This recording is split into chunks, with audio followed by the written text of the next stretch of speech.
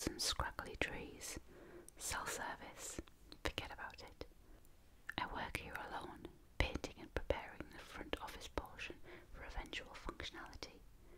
To get to the front office, you must go through a hallway from the main warehouse into a secondary office and then through another door into the front. I frequently hear bumps and thuds and occasionally will go into the warehouse and feel air movement, but I've always attributed it to drafts and animal life in the roof. The only thing that has ever made me uneasy about the building is the fact that all of the door locks are reversed. Whoever installed these locks didn't intend to keep people out. They intended to keep something in.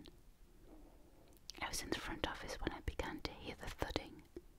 I ignored it and continued to apply masking tape to the door I was working on. But this time, it was accompanied by a screeching sound. Not loud, but audible.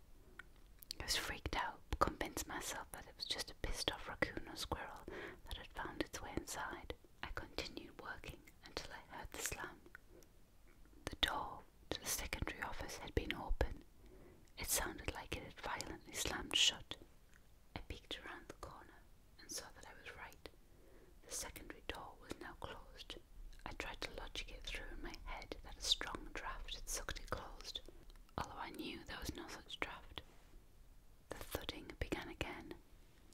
Closer this time. I've never been able to put a proximity on it, but now it sounded like it was right on the other side of the door. I froze, unsure of what was happening.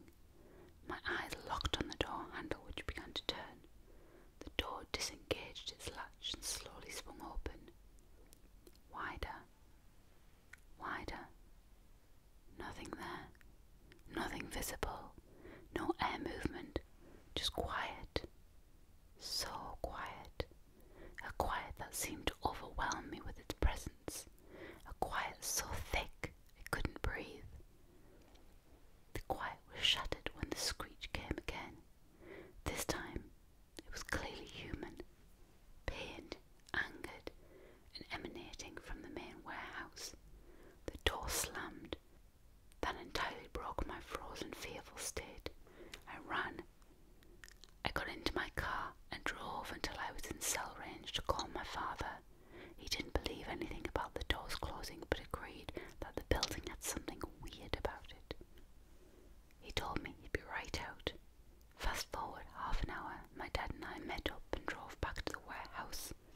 I showed him the door that slammed, showing him that it was separated from both the front office and the main warehouse, so no draft could have closed it. I told him about the thuds, the screeching, and the sudden quiet that overcame the building. He decided that we should check the main warehouse. Emboldened by his presence, I led the way. Something you should know about this warehouse. It was formerly a furniture manufacturing place owned by a Mennonite farmer. They made handmade chairs, tables, etc. Because of all the cutting that went on, the floor is thickly coated with dust. We walked into the warehouse and saw nothing out of the ordinary. The dust was untouched, the doors were closed, windows were locked. The only thing out of the ordinary was one of the hanging fluorescent light fixtures. It was hanging askew and swaying slightly, insisting we take a look at the mount to ensure it didn't just break loose. My dad grabbed a stepladder. He supported it while I climbed up and grabbed the swinging light. I looked on top of the light. I saw a handprint, a single, fresh, inhumanly large handprint. No footprints in the dust around the light. No signs of a presence. I climbed down and switched places with my father. He saw it and said, "What the hell? There's been no one in here for years." He climbed down and told me he'd been suspicious of someone breaking in and stealing parts from the warehouse light system. He couldn't believe me that this wasn't human, that something wasn't right here. The last thing he said was, "Nothing is here. Next time, just go back to work." And then, as if to show its presence, the thud returned. This time, it wasn't just a thud, but more of an earthquake. The entire building felt like it moved. The heartbeat-like thud was then overlaid by the screech